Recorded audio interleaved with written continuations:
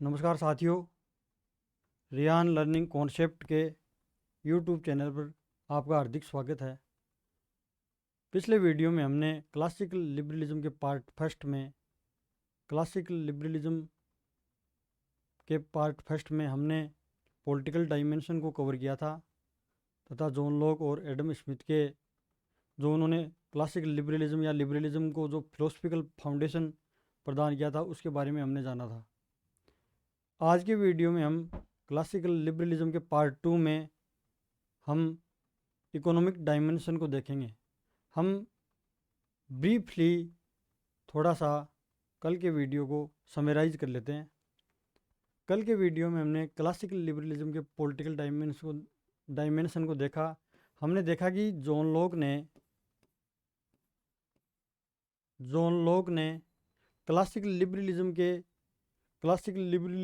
के political dimension को में सुधार करने के लिए, स्टेट में सुधार करने के लिए बहुत मजबूत तर्क दिए।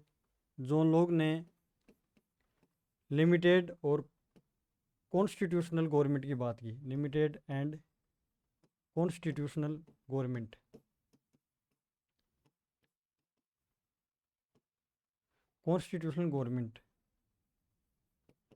पॉलिटिकल डायमेंशन में हम पॉलिटिकल लिबर्टी की बात करते हैं।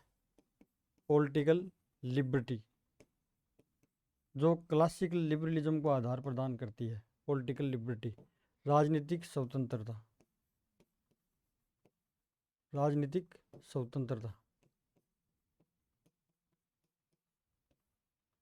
पॉलिटिकल लिबर्टी से तात्पर्य है लोगों को राजनीतिक अधिकार होना, अर्थात लोगों को चुनाव लड़ने का अधिकार होना, लोगों को वोट देने का अधिकार होना, लोग अपनी गवर्नमेंट को इलेक्ट करते हैं, उम्मीदवार बनने का अधिकार, चुनाव लड़ने का अधिकार, पॉलिटिकल एक्टिविटीज़ में भाग लेने का अधिकार। ये सारे अधिकार लोगों को मिलते हैं तब हम पॉलिटिकल लिबर्टी की बात करते हैं। आज के वीडियो में हम क्लासिकल लिबरलिज्म के इकोनॉमिक डायमेंशन की चर्चा करेंगे। इकोनॉमिक डायमेंशन में हम इकोनॉमिक लिबर्टी की बात करते हैं। क्लासिकल लिबरलिज्म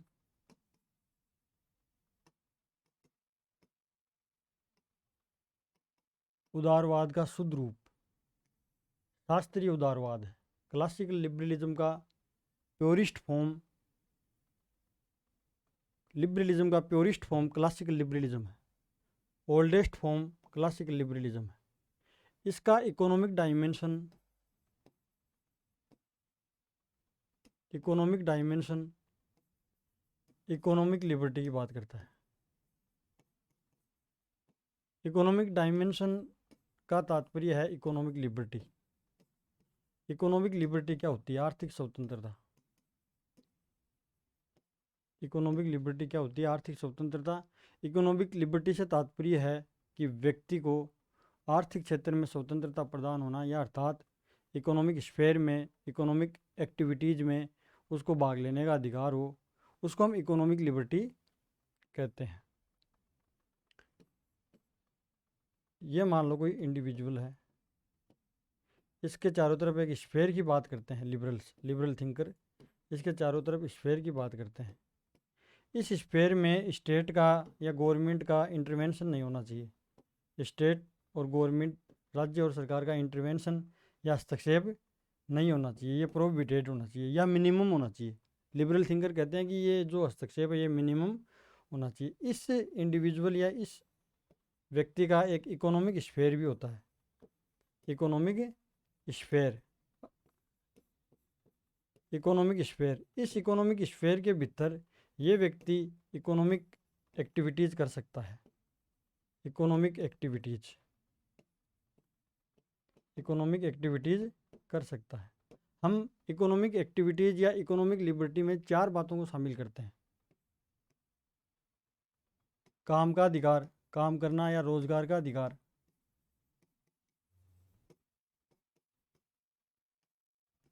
दूसरा, प्रॉपर्टी ओन करने का अधिकार, प्रॉपर्टी को ओन करने का अधिकार, संपत्ति का स्वामित्व का अधिकार, अपनी संपत्ति को खरीदने या बेचने का अधिकार, परचेज और सेल करने का अधिकार।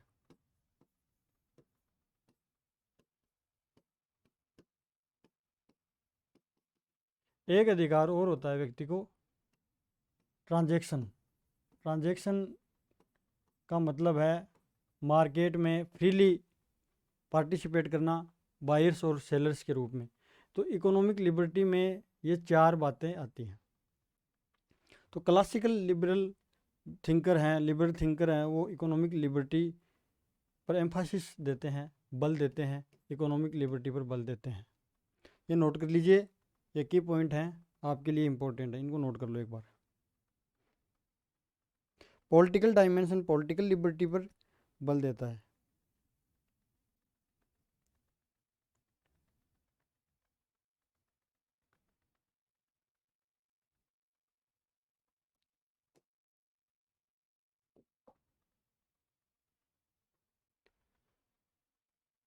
मैं आपको एक सूत्र बताता हूँ इकोनॉमिक डायमेंशन के लिए। ये इंडिविजुअल व्यक्ति है, इंडिविजुअल है, ये स्टेट है। इन दोनों में एक संबंध है आपस में, स्टेट और इंडिविजुअल में। इंडिविजुअल मिलकर के, सभी इंडिविजुअल मिलकर के डेमोक्रेसी में कलेक्टिव पावर रखते हैं, सामूहिक शक्ति, कलेक्टिव पावर कहते हैं इसको, कलेक्टिव पावर, सामूहिक शक्ति, जिसको हम डेमोक्रेसी कह देते हैं, डेमोक्रेसी, डेमोक्रेसी। और स्टेट शक्ति कहाँ से प्राप्त करता है? यहीं से प्राप्त करता है। स्टेट को शक्ति का स्रोत इस डेमोक्रेसी से प्राप्त होता है। स्टेट शक्ति इंडिविजुअल की जो सामूहिक शक्ति है, लोकतंत्र में कलेक्टिव पावर है, वहाँ से स्टेट पावर को प्राप्त करता है। और इंडिविजुअल के तीन अधिकार हैं, कुछ अधिकार हैं, right to life,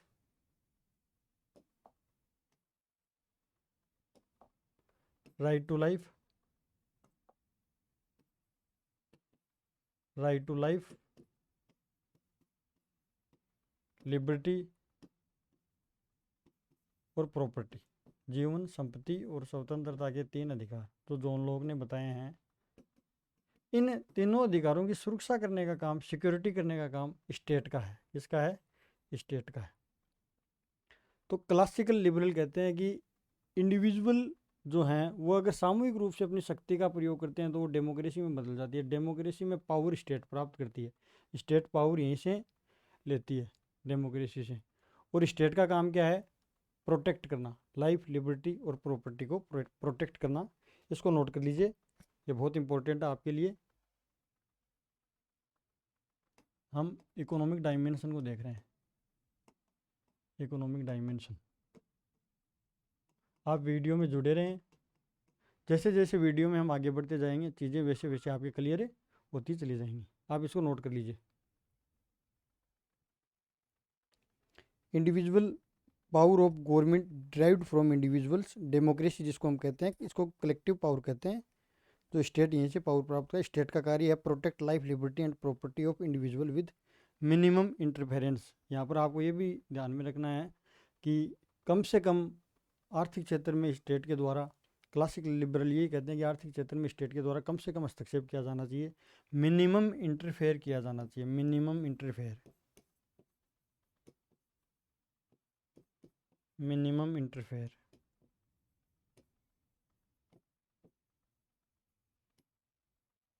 new liberalism भी बाद में यही बात करता है, नव उदारवाद भी आर्थिक क्षेत्र में मिनिमम इंटरफेयर की बात करता है। नव उदारवाद, उसको नेक्स्ट वीडियो में समझेंगे हम, इसको आप नोट कर लीजिए, मिनिमम इंटरफेयर।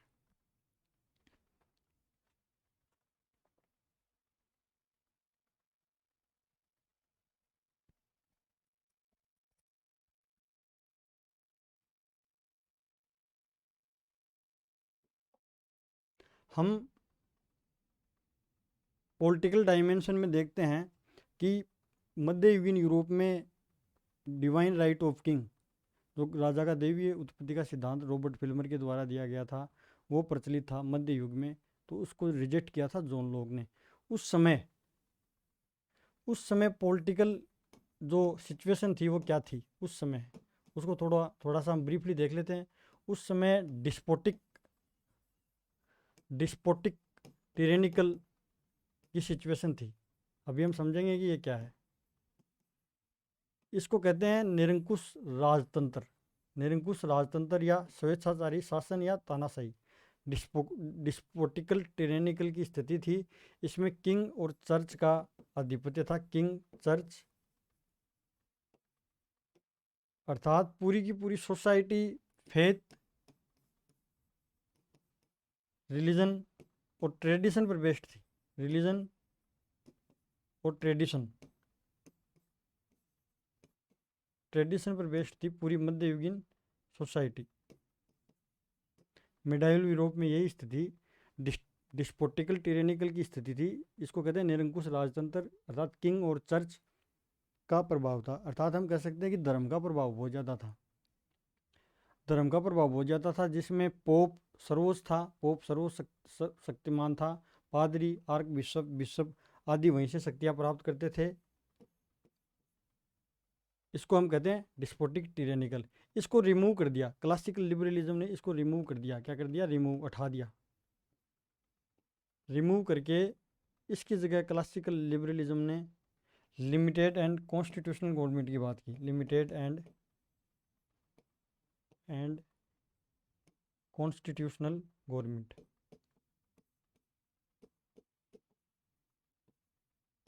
ऐसी सरकार की बात की जो लोगों के द्वारा नियंत्रित हो, जिसमें संविधान में शक्तियाँ लिख दी जाती हो। लिमिटेड एंड कॉन्स्टिट्यूशनल गवर्नमेंट जो कि कंसेंट ऑफ पीपल, अर्थात लोगों की सहमति के ऊपर आधारित थी। कंसेंट ऑफ पीपल, यह क्लासिकल लिबरलिज्म का बेसिक अजम्पशन है, कंसेंट ऑफ पीपल। अर्थात जो मध्य युग में डिस्पोटिकल टिरेनिकल की जो पॉलिटिकल सिचुएशन थी, जिसमें किंग और चर्च का बहुत ज़्यादा प्रभाव था, सोसाइटी फेथ, रिलीजन और ट्रेडिशन के आधार पर ऑर्गेनाइज्ड होती थी, संगठित होती थी। सिंपल शब्दों में मैं कहूँगी पोप का प्रभाव था, पोप का राजा के ऊपर प्रभाव था, राज्य के ऊपर, राज्य पोप के अधीन था। पोप जो कहता था वो फाइनल होता था। पादरी, आर्क बिशप, बिशप, अर्थात धर्म का बहुत ज़्यादा प्रभाव था, धर्म राज्य के ऊपर हावी था। ये राज्य है, ये धर्म के अधीन था, अर्थात धार्मिक मामले राज्य से ऊपर थे, धार्मिक मामले राजनीतिक मामलों में वरीयता प्राप्त करते थे। तो इसको नोट कर लीजिए आप। इसके बाद में हम पढ़ेंगे मर्केंटिलिज्म क्या है। इकोनॉमिक डायमेंशन, क्लासिकल लिबरलिज्म के इकोनॉमिक डायमेंशन ने मर्केंटिलिज्म यानी वाणिज्यवाद की नीतियों को भी रिमूव कर दिया। 18वीं शताब्दी में यूरोप में मर्केंटिलिज्म की पॉलिसी का प्रचलन था। मर्केंटिलिज्म, मर्केंटिलिज्म की पॉलिसी जिसको हम हिंदी में वाणिज्यवाद कहते हैं, वाणिज्यवाद। इसको समझेंगे कि वाणिज्यवाद क्या है। वाणिज्यवाद, मर्केंटिलिज्म की पॉलिसी में स्टेट क्या करता था? स्टेट इकोनॉमिक नेशनलिज्म का सिद्धांत अपनाता है, आर्थिक राष्ट्रवाद। इकोनॉमिक नेशनलिज्म, इकोनॉमिक नेशनलिज्म का थ्योरी का पालन करता है। इसको आर्थिक राष्ट्रवाद भी कहते हैं। इकोनॉमिक नेशनलिज्म सिद्धांत का पालन करता है। इसमें क्या होता है? स्टेट के द्वारा कितना उत्पादन किया जाना है, कितना उत्पादन गवर्नमेंट के द्वारा क्या उत्पादन किया जाना है, और कीमत निर्धारण, कीमत निर्धारण भी स्टेट के अंडर में है। ये तीन बातें स्टेट कंट्रोल करके चलता था। इसमें क्या होता है? मर्केंटिलिज्म की पॉलिसी में, इकोनॉमिक नेशनलिज्म में राज्य के द्वारा अपने घरेलू उद्योगों को बचाने के लिए आयात को हतोत्साहित किया जाता है। आयात की जाने वाली वस्तुओं पर टैरिफ लगाकर, टैक्स लगा करके उनको महंगी कर दी जाती है, ताकि वो महंगी बिके, उनको कोई खरीदे नहीं।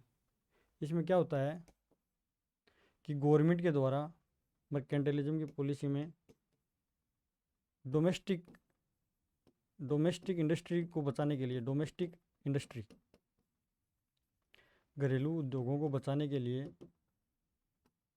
टैक्स इम्पोज किया जाता है। गवर्नमेंट के द्वारा टैक्स, हाई टैक्स इम्पोज किया जाता है इंपोर्ट पर, आयात पर, जिससे आने वाली वस्तुएं और सेवाएं, गुड्स एंड सर्विसेज की प्राइस बहुत हाई चली जाती है, तो लोग खरीद नहीं पाते, तो वो हतोत्साहित होता है, डिमोरलाइज होता है आयात, आयात में डिक्रीज हो जाता है। इसको मर्केंटिलिज्म की पॉलिसी कहते हैं कि स्टेट के कंट्रोल में थी मर्केंटिलिज्म। इसको रिमूव कर दिया, इस मर्केंटिलिज्म को रिमूव कर दिया इकोनॉमिक डायमेंशन ने। क्लासिकल लिबरलिज्म के इकोनॉमिक डायमेंशन ने, क्लासिकल लिबरलिज्म के इकोनॉमिक डायमेंशन ने मर्केंटिलिज्म या economic nationalism, mercantilism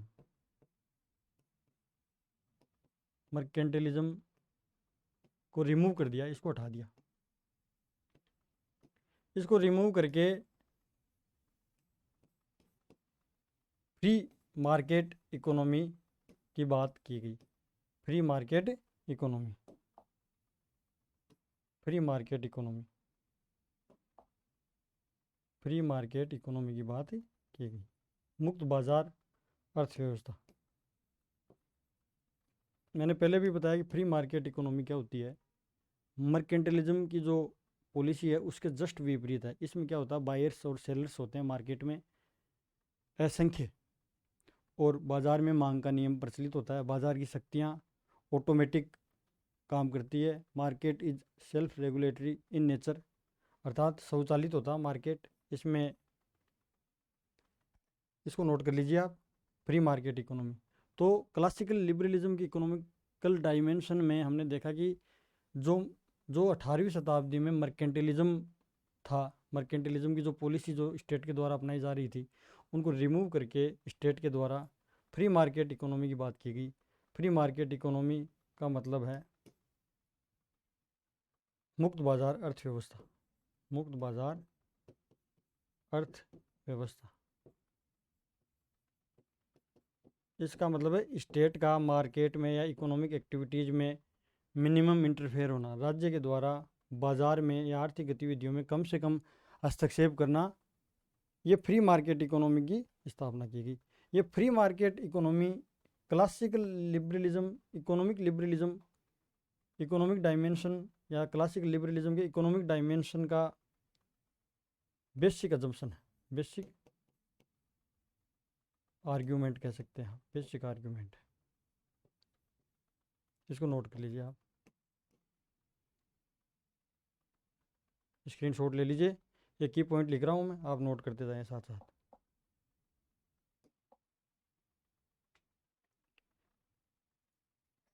economic liberty में हम लिबर्टी टू डेवलप इकोनॉमिकली, इसको हम देखेंगे और इसको हम कंप्लीट समझेंगे। मर्केंटिलिज्म की पॉलिसी को हमने समझ लिया, जिसमें गवर्नमेंट रेगुलेशन और मोनोपोली होती है, जिसके द्वारा what to produce, how much to produce, at what price to sell, अर्थात कितना उत्पादन किया जाना है, क्या उत्पादन किया जाना है और कितनी कीमत में उसको बेचा जाना है। इसको मर्केंटिलिज्म की पॉलिसी कहते हैं। इसमें पार्टिसिपेशन को प्रतिबंधित कर दिया जाता है, बायर्स और सेलर्स के पार्टिसिपेशन को।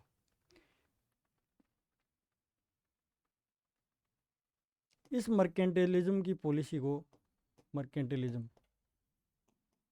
इस मर्केंटिलिज्म की जो पॉलिसी है इसको चैलेंज कर दिया गया 18वीं शताब्दी में कुछ फिजियोक्रेट्स के द्वारा। चैलेंज्ड इन 18वीं century by French physiocrats. 18th century में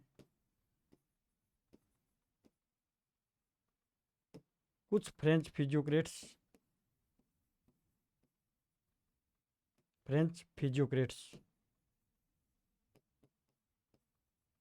इन्होंने इस मर्केंटिलिज्म की पॉलिसी को चैलेंज कर दिया, अर्थात चुनौती दी। इन्होंने क्या कहा कि market works best if left unregulated. इन्होंने ये कहा कि बाजार जो होता है, मार्केट जो होता है, अपना बेस्ट तभी देगा, बाजार तभी अच्छा कार्य करेगा जब बाजार को अनियंत्रित रखा जाए, नियंत्रित नहीं किया जाए, बाजार को अनियंत्रित रखा जाए। इसको समझेंगे हम अभी, अनियंत्रित रखा जाए। कहने का मतलब है इन फ्रेंच फिजियोक्रेट्स ने 18वीं शताब्दी में मर्केंटिलिज्म की जो पॉलिसी थी, गवर्नमेंट जो मोनोपोली अपना रही थी, गवर्नमेंट के द्वारा जो टेरिफ्स और टैक्सेज इम्पोज किए जा रहे थे, अर्थात आयात को हतोत्साहित किया जा रहा था और डोमेस्टिक इंडस्ट्री को बढ़ावा देने के लिए, तो इन्होंने क्या किया, उस मर्केंटिलिज्म पॉलिसी को चैलेंज कर दिया।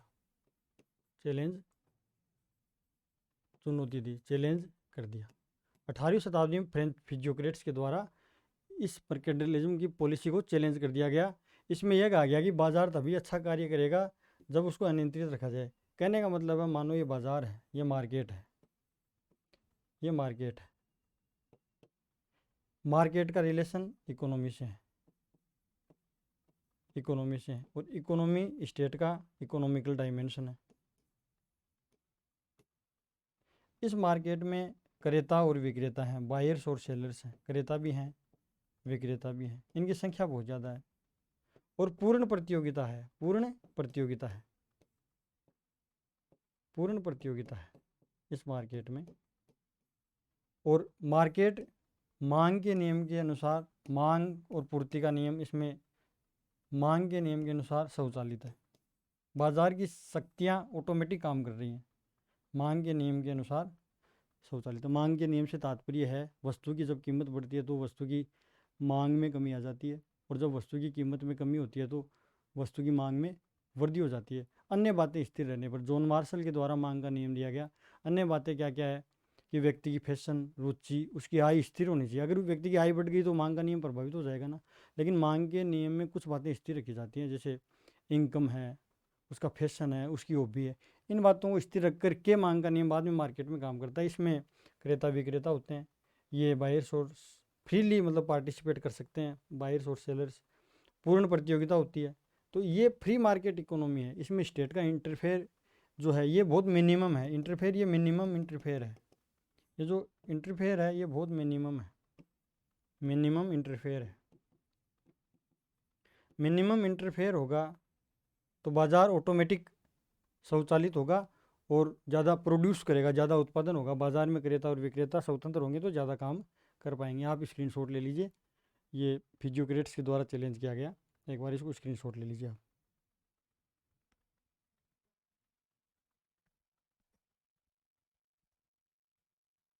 इसी सिद्धांत को जो 18वीं शताब्दी में कुछ फ्रेंच फिजियोक्रेट्स के द्वारा चैलेंज किया गया, इसी सिद्धांत को हमने लेसे फेयर का नाम दिया बाद में, लेसे फेयर।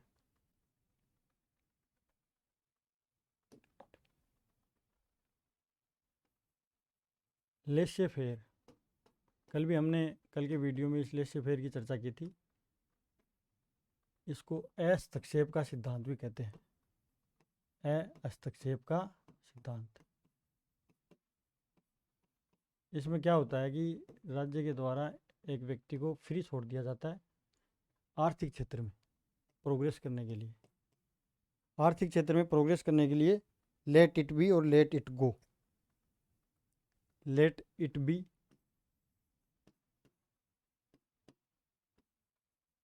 Let it go.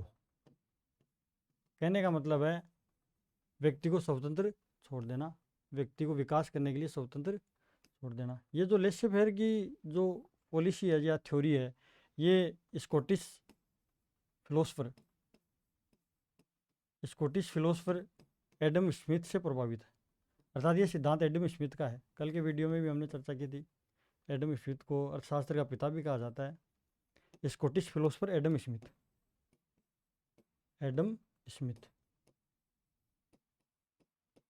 इन्होंने क्लासिकल इकोनॉमिक लिबरलिज्म को या इकोनॉमिक क्लासिकल लिबरलिज्म को फिलोसफिकल फाउंडेशन एडम स्मिथ ने प्रदान किया है। इनकी बुक है बहुत महत्वपूर्ण, wealth of Nations, wealth of Nations, जो 1776 में लिखी गई थी, 1776 में। इसका स्क्रीनशॉट ले लीजिए।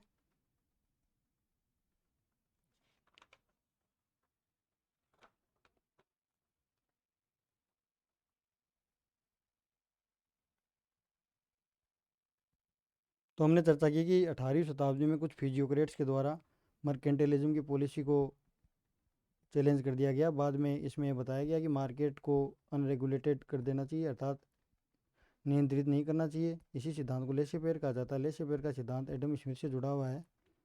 इसके बाद में हम देखते हैं कि फ्री मार्केट में इनविजिबल एंड क्या है। कल कुछ विद्यार्थियों के कमेंट भी आए थे कि इनविजिबल एंड क्या है, उसको समझेंगे हम। Invisible and, Adam Smith, invisible and, अदृश्य हाथ, एडम स्मिथ से जुड़ा है इनविजिबल हैंड थ्योरी, अदृश्य हाथ, इनविजिबल हैंड, अदृश्य हाथ। अदृश्य हाथ का मतलब है कि व्यक्ति मार्केट में फ्रीली पार्टिसिपेट करता है और मार्केट फ्री है, उसमें स्टेट का कोई इंटरफेयर नहीं है, इकोनॉमी फ्री है, फ्री ट्रेड मार्केट है, फ्री इकोनॉमी है, ओपन मार्केट है। तो उसमें क्या करता है, व्यक्ति प्रोत्साहित होकर के काम करता है, अपना बिजनेस खोलता है, कोई कंपनी खोलता है, कोई फर्म खोलता है, और वो मेहनत करता है, प्रॉफिट कमाता है, फिर वो और ज़्यादा प्रॉफिट कमाता है। तो प्रॉफिट कमाते कमाते व्यक्ति के द्वारा रोज़गार पैदा किया जाता है, उत्पादन किया जाता है, उत्पादन करता है तो फिर वो इन्वेस्ट करता है, री इन्वेस्ट करता है, निवेश को और बढ़ाता है, तो कंपनी उसकी और बड़ी हो जाती है, तो उसको उसके द्वारा एम्प्लॉयमेंट में वृद्धि की जाती है, अर्थात रोज़गार में वृद्धि हो जाती है, उत्पादन में वृद्धि हो जाती है, जो संपूर्ण सोसाइटी के लिए अच्छा है, गुड फॉर होल सोसाइटी। अर्थात संपूर्ण सोसाइटी के लिए ये फ्री मार्केट इकोनॉमी बहुत अच्छी है। अर्थात इकोनॉमी में कोई अदृश्य हाथ काम करता है, मार्केट में कोई इनविजिबल हैंड काम करता है, जिसके द्वारा एक व्यक्ति बहुत सारे लोगों को रोज़गार देता है, एम्प्लॉयमेंट देता है। तो इसको समझेंगे हम अदृश्य हाथ को, कि अदृश्य हाथ क्या है। उदाहरण से समझेंगे। मान लीजिए कि एक व्यक्ति है आरटी नाम का, आरटी नाम का कोई व्यक्ति है, आरटी आरटी नाम का कोई व्यक्ति है, और ये व्यक्ति फर्म खोलता है, कोई फर्म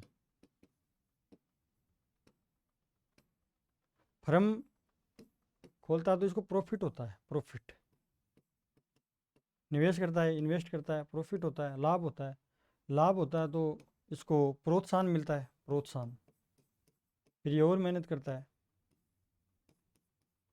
हार्ड वर्क करता है, फिर ये री इन्वेस्ट करता है, री इन्वेस्ट, दोबारा से इन्वेस्ट करता है, तो इसकी कंपनी बड़ी हो जाती है। कंपनी मान लो ये केक केक बेच रहा है, केक केक को सेल कर रहा है, फिर ये ज़्यादा केक बनाएगा, री इन्वेस्ट करेगा, ये कंपनी बड़ी हो जाएगी,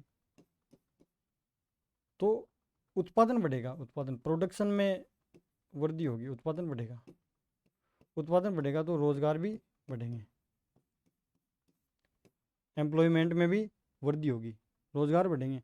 ये रोज़गार बढ़ेंगे अर्थात लोगों का लिविंग स्टैंडर्ड, इन लोगों का जीवन स्तर सुधरेगा, लोगों का जीवन स्तर सुधरेगा, लोगों का जीवन स्तर सुधरेगा। ये गुड है पूरी सोसाइटी के लिए, good for all society, good for society. इसका मतलब यहाँ पर एडम स्मिथ कहते हैं कि इस प्रक्रिया में या इस मैकेनिज्म में जब हम व्यक्ति को फ्री करते हैं, अर्थात फ्री इकोनॉमी है, फ्री मार्केट इकोनॉमी है, तो इसमें क्या होता है कि एक अदृश्य हाथ काम करता है, और अदृश्य हाथ के द्वारा लोगों को रोज़गार मिलता है, लोगों को उत्पादन बढ़ता है, तो ये जो है इससे लोगों का जीवन स्तर भी सुधरता है, तो ये गुड फॉर सोसाइटी है। तो ये इनविजिबल हैंड क्लासिकल लिबरल्स कहते हैं कि जो इकोनॉमिक एस्पेक्ट है, इकोनॉमिक डायमेंशन है लिबरलिज्म का, तो इनविजिबल हैंड उसमें वर्क करता है, मार्केट में वर्क करता है, तो वो उत्पादन बढ़ता है, उत्पादन बढ़ता है, तो वो संपूर्ण सोसाइटी के लिए बहुत अच्छा है। इसको हम इनविजिबल हैंड कहते हैं। ये एडम स्मिथ से जुड़ा हुआ है इनविजिबल हैंड, एक अदृश्य हाथ काम करता है। इसको नोट कर लीजिए, आप स्क्रीनशॉट ले लीजिए। फ्री मार्केट में इनविजिबल हैंड काम करता है। जैसे कोई व्यक्ति कोई फर्म ए खोलता है और वो केक बेचता है, तो उसको लाभ होता है, फिर वो और अधिक लाभ कमाने के लिए, अर्थात सब हित से प्रेरित होकर ये और अधिक लाभ कमाने के लिए अपने प्रॉफिट को री इन्वेस्ट करता है, तो वो उसको और अधिक लेबर की ज़रूरत पड़ती है, और अधिक लेबर की ज़रूरत पड़ती है, और पूंजी लगाता है, तो वो रोज़गार को जनरेट कर देता है, एम्प्लॉयमेंट जनरेशन करता है, वो एक काम करता है रोजगार का जनरेट करता था। ये गुड फॉर सोसाइटी है, इसी को हम इनविजिबल एंड कहते हैं, इसी थ्योरी को इनविजिबल एंड थ्योरी हम कहते हैं।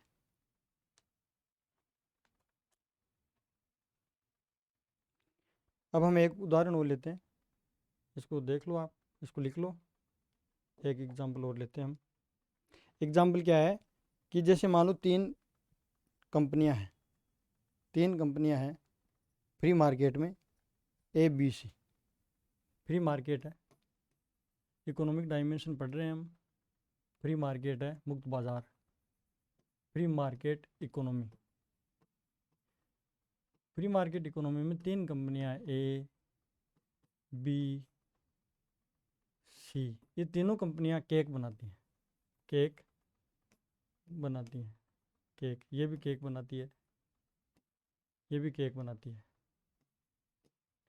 इन तीनों कंपनियों में कंपटीशन है। मैंने बताया कि आपको बाजार जब स्वचालित है, फ्री मार्केट इकोनॉमी में पूर्ण प्रतियोगिता है, क्रेता और विक्रेता हैं वो मुक्त फ्रीली पार्टिसिपेट कर रहे हैं, कोई भी व्यवसाय कर सकता है। तो इसमें तीन कंपनियां हैं, तो इन तीनों कंपनियों में कंपटीशन है कि केक ज़्यादा अच्छा कौन बनाए, कौन क्वालिटी सुधारे केक की। अर्थात इनमें से जो केक की क्वालिटी भी अच्छी देगा और उसकी प्राइस भी कम रखेगा, तो उसका ज़्यादा मतलब कि रोज़गार बढ़ेगा, उसके द्वारा बनाए गए केक। अर्थात इनमें से कंपटीशन चल रहा है। तो दो बातें हैं, एक तो इम्प्रूव क्वालिटी,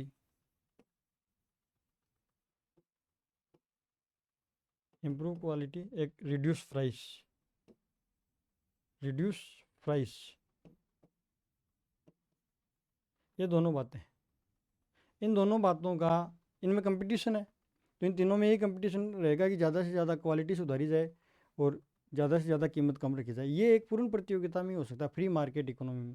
क्लासिक लिबरल्स तर्क देते हैं, बहुत महत्वपूर्ण तर्क देते हैं, इंपॉर्टेंट लॉजिक देते हैं कि ये सिर्फ और सिर्फ लिबरलिज्म में ही पॉसिबल है, ये सिर्फ लिबरलिज्म में ही पॉसिबल है, और किसी व्यवस्था में ये पॉसिबल नहीं है। तो ये इकोनॉमिकल फिलोसफिकल फाउंडेशन तैयार कर रहे हैं क्लासिकल लिबरल थिंकर। तो इसको नोट कर लीजिए आप।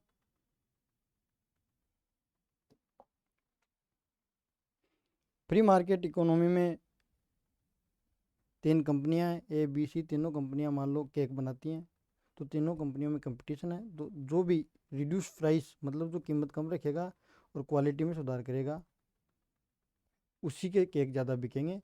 इसको हम सेल्फ इंटरेस्ट के आधार पर भी कह सकते हैं कि तीनों सेल्फ इंटरेस्ट के आधार पर कह सकते हैं। इसके बाद में हम देखते हैं फ्री मार्केट इकोनॉमी में समस्या क्या आती है। फ्री मार्केट इकोनॉमी,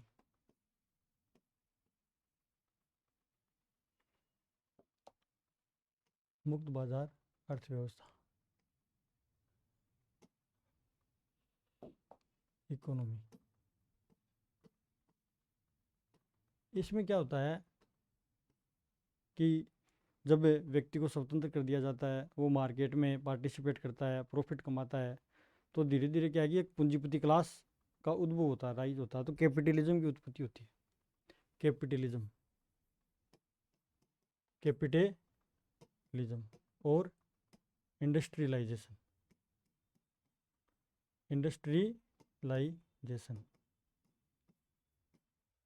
पूंजीवाद, औद्योगिकरण।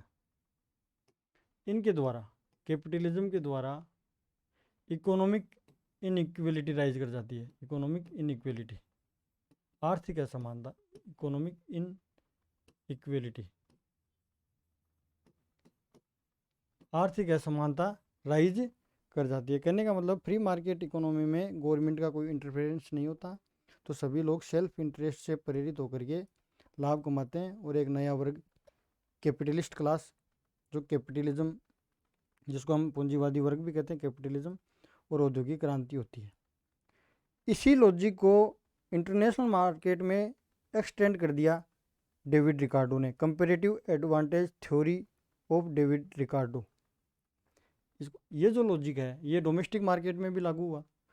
अब इसको डेविड रिकार्डो ने, जिन्होंने आर्थिक लगान का सिद्धांत भी दिया है, डेविड रिकार्डो ने लेबर थ्योरी ऑफ वैल्यू भी दी है, इन्होंने क्या किया, इसको इस लॉजिक को एक्सटेंड कर दिया। जो ये लॉजिक है फ्री मार्केट इकोनॉमी में जो लॉजिक काम कर रहा है, इसको एक्सटेंड करके इंटरनेशनल मार्केट में लागू कर दिया। डेविड रिकार्डो, डेविड रिकार्डो इन्होंने क्या किया, इसी लॉजिक को कहाँ लागू कर दिया कि गवर्नमेंट का इंटरफेयर नहीं होना चाहिए, गवर्नमेंट या स्टेट का इकोनॉमिक एक्टिविटीज़ या इकोनॉमिक स्फेयर में कम से कम इंटरफेयर होना चाहिए, कम से कम हस्तक्षेप होना चाहिए। इसी लॉजिक को एक्सटेंड कर दिया इन्होंने और इंटरनेशनल मार्केट में लागू कर दिया। इंटरनेशनल मार्केट, इस लॉजिक को इंटरनेशनल मार्केट अर्थात अंतर्राष्ट्रीय बाजार में लागू कर दिया, इंटरनेशनल मार्केट में लागू कर दिया। और उन्होंने क्या बताया कि इसी लॉजिक को, ये जो थ्योरी है इनकी डेविड रिकार्डो, इसका नाम है कंपैरेटिव एडवांटेज थ्योरी, तुलनात्मक लाभ सिद्धांत, कंपैरेटिव एडवांटेज थ्योरी,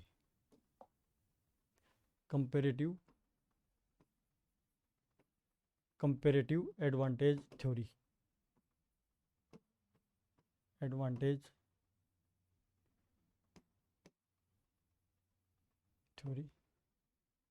थोड़ा वीडियो में पेशेंस बनाए रखें, ये थोड़ा इकोनॉमिक स्कोप में हम डिस्कस कर रहे हैं, इसको समझे बिना आप लिबरलिज्म को कंप्लीट नहीं समझ सकते, आपकी क्लैरिटी बिल्ड नहीं हो पाएगी। इसको आपको समझना, पेशेंस बनाए रखें, वीडियो में जुड़े रहें अंत तक।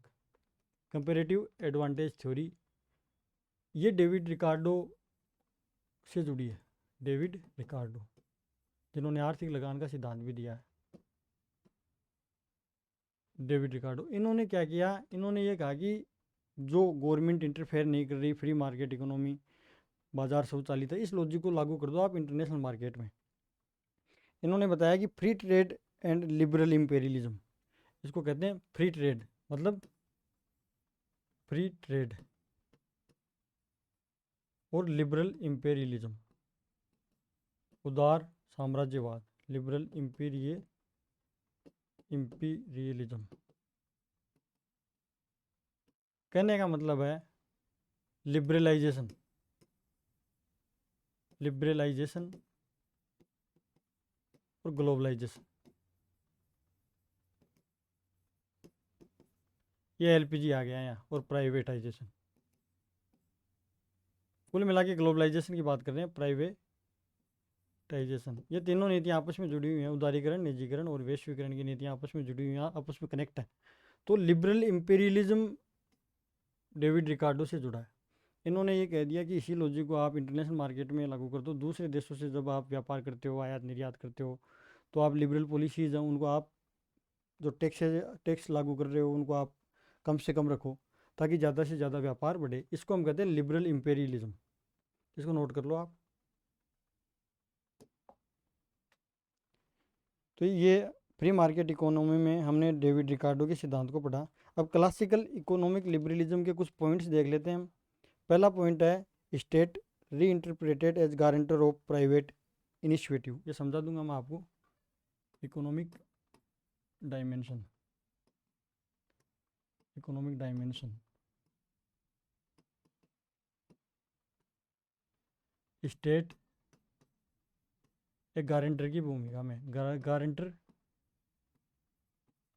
Guarantor as private initiative, private initiative. इनको अभी लिख लेते हैं, अभी समझेंगे। दूसरा पॉइंट है state to protect economic interest through legislation, economic interest, economic interest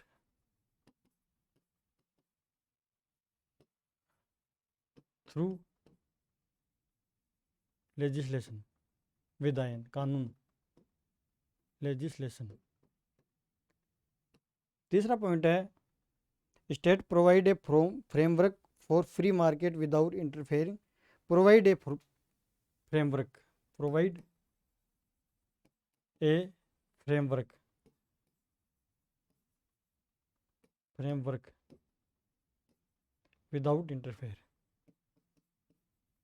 ये तीन बातें हैं, ये जो क्लासिकल इकोनॉमिक लिबरलिज्म में से जुड़ी हैं, क्लासिकल लिबरलिज्म के इकोनॉमिक डायमेंशन से जुड़ी हैं। विदाउट इंटरफेरेंस, इंटरफेयर लिख दो। पहली बात तो ये हिंदी में बता देता हूँ। राज्य गारंटर की भूमिका में रहेगा कि कोई भी प्राइवेट बिजनेस करता है, कोई भी व्यक्ति व्यवसाय करना शुरू करना चाहता है, तो उसको शुरुआत वो करता है तो उसको स्टेट के द्वारा गारंटी दी जानी चाहिए कि आपको हमारे द्वारा सुरक्षा प्रदान की जाएगी। इकोनॉमिक इंटरेस्ट थ्रू लेजिस्लेशन, अर्थात स्टेट के द्वारा ऐसे विधायन या कानून बनाए जाने चाहिए ताकि इकोनॉमिक इंटरेस्ट को प्रोटेक्ट किया जा सके, इकोनॉमिक इंटरेस्ट को बढ़ाया जा सके, लोगों के आर्थिक हितों या इकोनॉमिक लिबर्टी को प्रमोट किया जा सके, इकोनॉमिक स्फेयर में, इकोनॉमिक एक्टिविटीज़ में लोगों के द्वारा पार्टिसिपेशन किए जाने को बढ़ावा दिया जा सके। Provide a framework without interfere, state के द्वारा एक फ्रेमवर्क, जैसे ये फ्रेमवर्क है, स्टेट के द्वारा एक फ्रेमवर्क, फ्रेमवर्क कैसा होना चाहिए? Legal, impartial, neutral. स्टेट के द्वारा लीगल, इम्पार्शियल, लीगल, इम्पार्शियल और न्यूट्रल और न्यूट्रल फ्रेमवर्क की स्थापना की जानी चाहिए। फ्रेमवर्क लोगों को प्रदान किया जाना चाहिए विदाउट इंटरफेयर, स्टेट के द्वारा इंटरफेयर नहीं किया जाना चाहिए। ये तीन बातें बहुत महत्व रखती हैं। इसमें मार्केट है, फ्री मार्केट इकोनॉमी है, इसमें बायर्स और सेलर्स हैं, बायर्स एंड सेलर्स, ये फ्रीली पार्टिसिपेट कर सकें, फ्रीली भाग ले सकें, अर्थात बाज़ार में मांग की शक्तियाँ काम करें, ऑटोमेटिक बाज़ार काम करे, इसको कहते हैं फ्री मार्केट इकोनॉमी। ये इकोनॉमिक डायमेंशन है, इसकी तीन बातें बहुत महत्वपूर्ण है, आप नोट कर लीजिए तीनों बातें।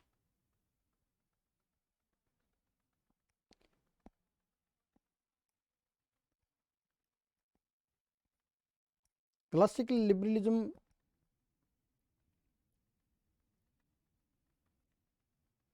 को 19वीं शताब्दी में रिवोल्यूशनाइज्ड किया गया, अर्थात इसमें क्रांतिकारी परिवर्तन आए। एक तो इसका पॉलिटिकल डायमेंशन हमने देखा, एक इकोनॉमिक डायमेंशन देखा। पॉलिटिकल डायमेंशन में हमने देखा कि इसने कॉन्स्टिट्यूशनल गवर्नमेंट अर्थात संवैधानिक सरकार की स्थापना की। इकोनॉमिक डायमेंशन में हमने देखा कि इसने फ्री मार्केट इकोनॉमी की स्थापना की। और फ्री मार्केट इकोनॉमी और कॉन्स्टिट्यूशनल गवर्नमेंट का मतलब है कि ऐसी सरकार जो कम से कम शासन करे, अर्थात उसमें वो कम से कम नियम बनाए, अर्थात लोगों को नियंत्रण करने के। और धीरे धीरे लेसे फेयर कैपिटलिज्म की उत्पत्ति हुई। लेसे फेयर कैपिटलिज्म या कह सकते हैं हम कि लेसे फेयर के सिद्धांत से पूंजीवाद की उत्पत्ति हुई। पूंजीवाद के कारण औद्योगिक क्रांति हुई और औद्योगिक क्रांति के बाद दो वर्ग पैदा हुए। यहाँ से हम शुरुआत करते हैं आगे। ये लिख लिया होगा आपने। कहने का मतलब है, एक बार रिवाइज कर लेते हैं अपन। जैसे हम क्लासिकल लिबरलिज्म की बात करते हैं, क्लासिकल लिबरलिज्म, इसके हमने दो डायमेंशन देखे, एक तो पॉलिटिक्स को लेकर के, एक इकोनॉमिक्स को लेकर के। पॉलिटिक्स में सुधार किया गया और एक कॉन्स्टिट्यूशनल गवर्नमेंट की स्थापना की गई, लिमिटेड और कॉन्स्टिट्यूशनल गवर्नमेंट की स्थापना स्टेट के द्वारा की गई। और इकोनॉमिक्स में देखा कि हमने फ्री मार्केट की बात की गई, फ्री मार्केट इकोनॉमी की बात की गई। इन दोनों को मिलाकर के मतलब है गवर्नमेंट ने उदारीकरण को ही अपनाया लगभग, अर्थात गवर्नमेंट ने टैरिफ एंड टैक्सेज कम कर दिए, लोगों को बढ़ावा दिया इकोनॉमिकली फ्रीली पार्टिसिपेट करने के लिए बाज़ार में। तो लोगों ने धीरे धीरे प्रोग्रेस की, प्रोग्रेस की तो कैपिटलिज्म की उत्पत्ति हुई। कैपिटलिज्म, पूंजीवाद, कैपिटलिज्म। और पूंजीवाद के बाद इंग्लैंड में, सबसे पहले ब्रिटेन में औद्योगिक क्रांति हुई, इंग्लैंड में इंडस्ट्रियल रिवोल्यूशन हुई, इंडस्ट्रियल रिवोल्यूशन, औद्योगिक क्रांति ब्रिटेन में हुई। और दो वर्ग पैदा हुए, एक वर्ग कैपिटलिस्ट क्लास, पूंजीपति वर्ग, एक वर्कर क्लास।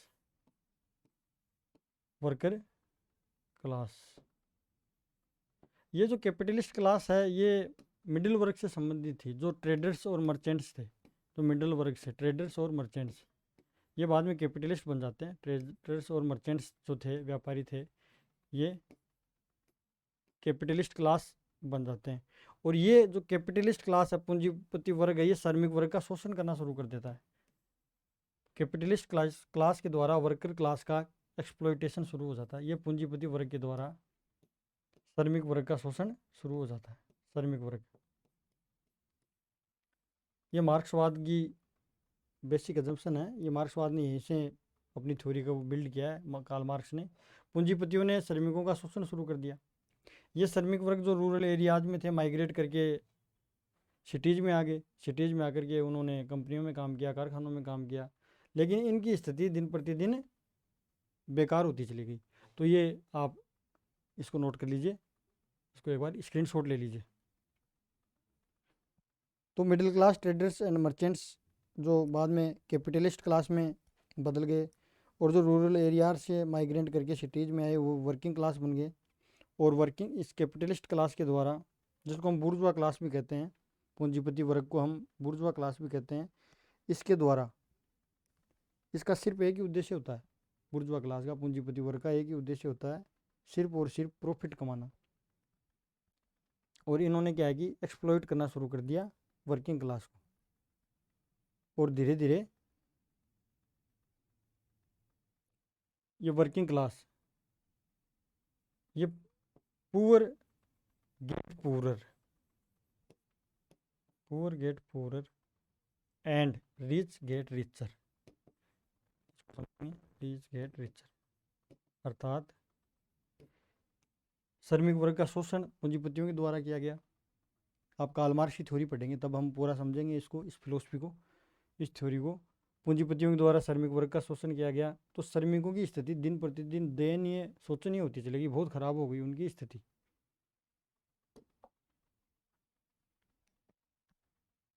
जो पूर्व वर्कर क्लास है, वर्कर क्लास जो श्रमिक वर्ग है, इसका शोषण पूंजीपतियों के द्वारा किया गया। इनकी स्थिति खराब से खराब हो गई, वर्स्ट से वर्स्ट हो गई, ये गरीब होते चले गए दिन प्रतिदिन। तो एक प्रश्न उठा कि जो लिबरल थिंकर्स ये तर्क दे रहे थे, क्लासिकल लिबरल्स जो तर्क दे रहे थे, जो स्कॉलर्स थे, वो जो एडम स्मिथ जो तर्क दे रहे थे, एडम स्मिथ और भी जो इकोनॉमिक लिबरल, क्लासिकल लिबरल हैं, वो जो तर्क दे रहे थे कि यहाँ पर एडम स्मिथ का इनविजिबल हैंड काम क्यों नहीं कर रहा, इनविजिबल हैंड एडम स्मिथ का काम क्यों नहीं कर रहा। जो एडम स्मिथ ने बताया था कि मार्केट में अदृश्य हाथ काम करता है, एक व्यक्ति के द्वारा प्रॉफिट कमाया जाता है, रोजगार पैदा किया जाता है, तो वो लोगों के जीवन स्तर में सुधार होता है, लोगों के जीवन स्तर में सुधार होता है। वो काम क्यों नहीं कर रहा, ये अदृश्य हाथ काम क्यों नहीं कर रहा, ये गरीब गरीब क्यों होता जा रहा है। ये एक बड़ा क्वेश्चन था कि एडम स्मिथ का इनविजिबल हैंड वर्क क्यों नहीं कर रहा, काम क्यों नहीं कर रहा, काम क्यों नहीं कर रहा, काम क्यों नहीं कर रहा, वो फेल क्यों हो गया। तो स्मिथ का जो एडम स्मिथ का इनविजिबल हैंड नॉट वर्किंग, वो काम क्यों नहीं कर रहा, poor getting poorer and rich getting richer, वो एक work in very poor condition में चले जाते हैं, गरीब गरीब होता जाता है। तो इसके बाद क्या होता है वो हम देखते हैं कि एडम स्मिथ का जो इनविजिबल हैंड काम क्यों नहीं कर रहा। तो इसके बाद क्लासिकल लिबरलिज्म को चुनौती मिलती है, challenge to classical liberalism, challenge to classical liberalism, अर्थात क्लासिकल लिबरलिज्म जो है उसको चुनौती मिलती है।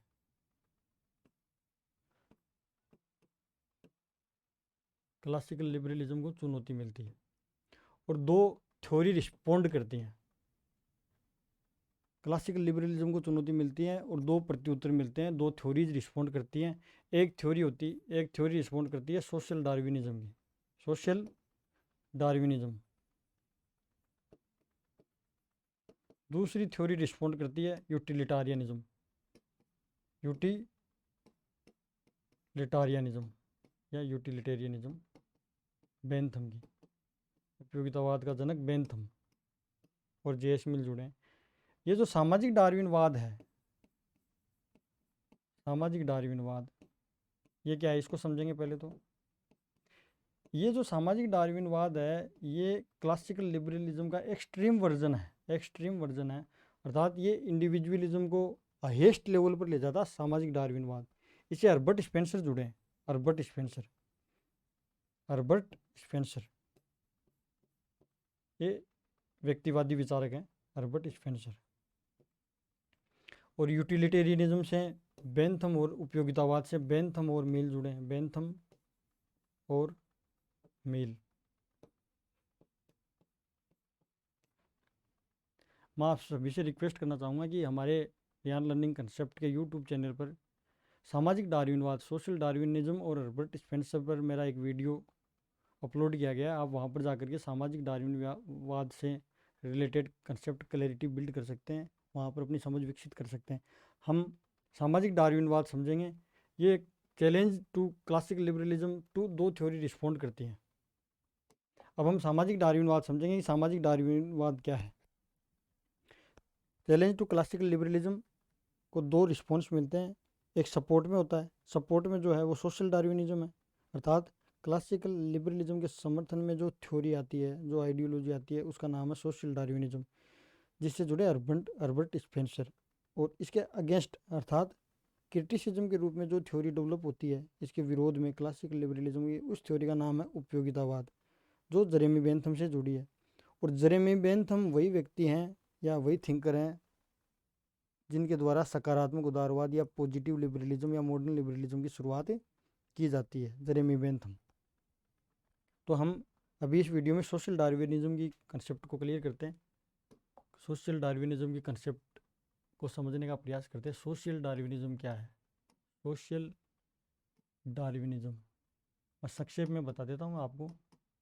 ये सोशल डार्विनिज्म, इसमें दो शब्द हैं, एक तो सोशल, ये शब्द समाज विज्ञान का है, समाज विज्ञान का है, और डार्विनिज्म ये शब्द विज्ञान का है, विज्ञान, साइंस का है। ये डार्विन से जुड़ा है, डार्विन के सिद्धांत से। डार्विन ने एक सिद्धांत दिया था साइंस में, survival the fittest, survival the fittest theory, योग्यतम की उत्तरजीविता, सर्वाइवल द फिटेस्ट। ये डार्विन के द्वारा विज्ञान में दिया गया सिद्धांत है। इसको मैं समझा देता हूँ आपको कि डार्विन ने बायोलॉजी में एक सिद्धांत दिया है, डार्विनवाद उसको हम कहते हैं, अर्थात प्राकृतिक वर्ण या प्राकृतिक चयन का सिद्धांत। प्रकृति में जो जीव संघर्ष करता है, अर्थात जो जीव तापमान, वर्षा, अर्थात विपरीत परिस्थितियों का सामना करके जीवित रहता है, तो उसी जीव को योग्यता का अधिकार है, उसी जीव को जीवित रहने का अधिकार है जो प्रकृति में सर्वाइव कर जाएगा। अर्थात प्रकृति ऑटोमेटिक रूप से उसी व्यक्ति का चयन करती है जो व्यक्ति प्रकृति में रहने के लिए योग्य है, अर्थात जो संघर्ष कर सकता है, जिसमें क्षमता है संघर्ष करने की, उसमें संघर्ष करने की शक्ति है। अर्थात सर्वाइवल द फिटेस्ट थ्योरी प्राकृतिक वर्ण के सिद्धांत से जुड़ी है, अर्थात प्रकृति स्वतः ही योग्य व्यक्ति या योग्य जीव का चयन कर लेती है। इसको चयन का सिद्धांत भी कहते हैं। ये साइंस में चलता है। इसको बाद में बोरो करके हर्बर्ट स्पेंसर के द्वारा पॉलिटिकल साइंस या सोशल साइंस में अप्लाई किया गया, पॉलिटिकल साइंस में नहीं, सोशल साइंस में अप्लाई कर दिया गया, सोशल साइंस में। ये थ्योरी इंडिविजुअलिज्म को हाईएस्ट लेवल पर ले जाती है, अर्थात क्लासिकल लिबरलिज्म के एक्सट्रीम वर्जन इसको हम कह सकते हैं, सोशल डार्विनिज्म को, सामाजिक डार्विनवाद को। हर्बर्ट स्पेंसर भी यही कहते हैं कि व्यक्ति की स्वतंत्रता या व्यक्ति की लिबर्टी सबसे प्रमुख है। अर्थात समाज में एक संघर्ष चल रहा है, बहुत सारे लोगों में समाज में स्ट्रगल चल रहा है, स्ट्रगल, संघर्ष है सोसाइटी में। तो कुछ लोग लेजी टाइप के हैं, तो उनको रहने का अधिकार नहीं है। जो लोग कर्मठ हैं, जो मेहनत करते हैं, वो योग्य हैं और उन्हीं को जीने का अधिकार है। ये सोशल डार्विनिज्म की थ्योरी को हर्बर्ट स्पेंसर, ये सर्वाइवल द फिटेस्ट जो थ्योरी है, ये हर्बर्ट स्पेंसर से जुड़ी है। वैसे तो कुछ लोग इसको डार्विन से जोड़कर भी देखते हैं, वैसे हर्बर्ट स्पेंसर से जुड़ी है ये थ्योरी। इन्होंने इसको बोरो करके नेचुरल साइंस से बोरो कर लिया, इसने प्राकृतिक विज्ञान, नेचुरल साइंस अर्थात बायोलॉजी से बोरो करके इसको सोशल साइंस यानी में अप्लाई कर दिया। एक विद्वान और हुए हैं कि हर्बर्ट स्पेंसर के अलावा विलियम ग्राम समनर, इन्होंने एक कोटेशन दिया है, drunkard in the gutter is where he just ought to be. इसको लिख देता हूँ मैं, William Graham Sumner. William Graham Sumner, इन्होंने क्या लिखा है वो इंग्लिश में लिख देता हूँ, फिर मैं इसको समझाता हूँ। ये भी सामाजिक डार्विनवाद से जुड़े हैं, विलियम ग्राम समनर भी। इन्होंने लिखा है कि a drunkard in the gutter, a drunkard in the gutter,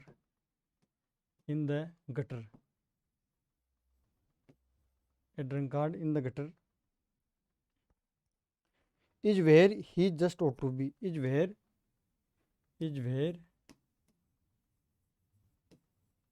he just ought to be। इसको हिंदी में भी लिख देता हूँ मैं, तो आपको सामाजिक डार्विनवाद का सिद्धांत क्लियर हो जाएगा। एक शराबी व्यक्ति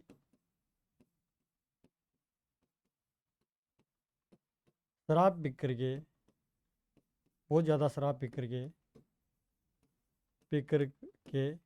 यदि कीचड़ में पड़ा है, कीचड़ में पड़ा है,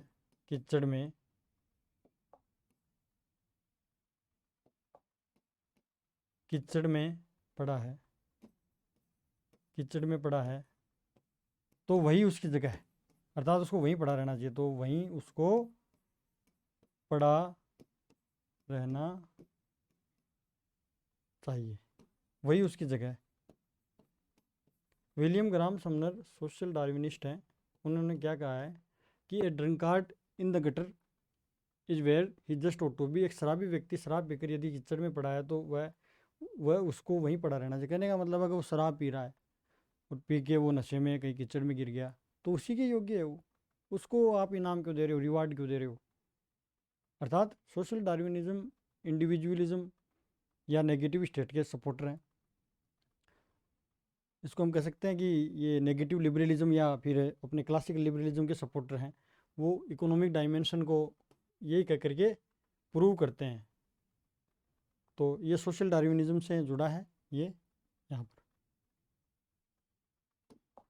इसके बाद में हम देखते हैं यूटिलिटेरियनिज्म, जेरेमी बेंथम। अगले वीडियो में हम देखेंगे, आज हम यहीं इस वीडियो को समाप्त करते हैं। अगले वीडियो में हम देखेंगे कि जेरेमी बेंथम कैसे यूटिलिटेरियनिज्म की फिलोसफी देते हैं। कि सबसे पहले हमने देखा कि क्लासिकल लिबरल्स ने लिबरलिज्म का आधार किसको बनाया, लिबर्टी और राइट्स को आधार बनाया। उसके बाद यूटिलिटेरियन जो थिंकर्स हैं वो ये कहते हैं कि जैसे हम बात करते हैं जेरेमी बेंथम की, तो जेरेमी बेंथम ये कहेंगे उपयोगिता को आप आधार बनाओ। जो आप नेचुरल लॉ की बात कर रहे हो, उनको खोजने की बात कर रहे हो, जो आप रीजन का प्रयोग करके आप प्राकृतिक कानूनों को खोजने की बात कर रहे हो, आप प्रैक्टिकल लॉ को खोजो, जो प्रैक्टिकल लॉ है, जो इम्प्लीमेंट कर सकते हैं हम, वो लॉज आपको खोजो। तो उन्होंने एक सिद्धांत दिया कि greatest happiness of greatest number, अर्थात अधिकतम लोगों का अधिकतम हित। इस बात को आगे जे एस मिल ने बढ़ाया। अर्थात बेंथम वो थिंकर हैं जो क्लासिकल लिबरलिज्म को धीरे धीरे मॉडर्न लिबरलिज्म में परिवर्तित कर रहे हैं, सोशल लिबरलिज्म में परिवर्तित कर रहे हैं। कहीं ना कहीं वो सोसाइटी में उपयोगिता की बात कर रहे हैं। वो कह रहे हैं कि लिबरलिज्म का फाउंडेशन उपयोगिता होनी चाहिए। उसके बाद जे एस मिल आते हैं। जे एस मिल ने बहुत नज़दीक से, वो ब्रिटिश एमपी के रूप में चुने जाते हैं, नज़दीक से औद्योगिक क्रांति को देखते हैं और वर्कर्स की हालत देखते हैं कि औद्योगिक क्रांति के बहुत नकारात्मक प्रभाव पड़े हैं। तो उन्होंने वेलफेयर स्टेट की बात की कि स्टेट को थोड़ा थोड़ा इंटरफेयर करना चाहिए। शुरू में तो क्या है कि जो जे एस मिल थे वो क्लासिकल लिबरली थे, उसी तरह सोचते थे। जे एस मिल या उपयोगितावाद, वो लिंक है क्लासिकल लिबरलिज्म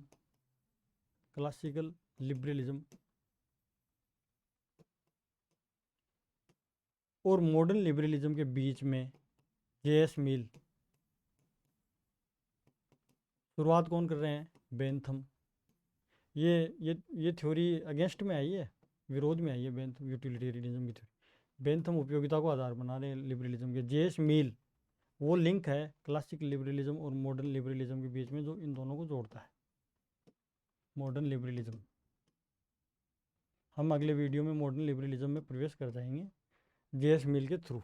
बेंथम ने इसकी शुरुआत कर दी। जेएस मिल के थ्रू हम ये कह सकते हैं क्लासिकल लिबरलिज्म और मॉडर्न लिबरलिज्म के बीच में यूटिलिटेरियनिज्म है। यूटिलिटेरियनिज्म है, उपयोगितावाद है। उपयोगितावाद का जनक किसको कहा जाता है? बेंथम को कहा जाता है। बेंथम का जो कलीग था, क्लोज एसोसिएट, वो था जेम्स मिल। जेम्स मिल के पुत्र थे जेएस मिल, जिन्होंने लिबरलिज्म को रीडिफाइन कर दिया। यूटिलिटेरियनिज्म वो लिंक है जो क्लासिकल लिबरलिज्म और मॉडर्न लिबरलिज्म को कनेक्ट करता है। कनेक्ट। जेएस मिल वो थिंकर है जो इन दोनों को जोड़ता है। तो यूटिलिटेरियनिज्म या उपयोगितावादी दर्शन को हम कल समझेंगे। नेक्स्ट वीडियो में हम समझेंगे, जब भी हमारा नेक्स्ट वीडियो आएगा। आज के वीडियो में बस इतना ही। तो आज मुझे उम्मीद है कि आज का वीडियो आपको समझ में आया होगा, और इस वीडियो को आप 1 या 2 बार, 2-3 बार देखोगे, 3 या 4 बार देखोगे तो आपके वीडियो कंप्लीट समझ में आ जाएगा। क्योंकि इकोनॉमिक डायमेंशन है, इसको थोड़ा समझने के लिए आपको 2 या 3 बार इस वीडियो को ध्यान से देखना पड़ेगा। आप कॉपी पेन लेकर के नोट्स बना लें इसके साथ में, और जो PDF है वो डाउनलोड करके मैं ग्रुप में भेज दूंगा, यूट्यूब पर लिंक भी भेज दूंगा। तो हमारे चैनल को लाइक करें, सब्सक्राइब करें। धन्यवाद।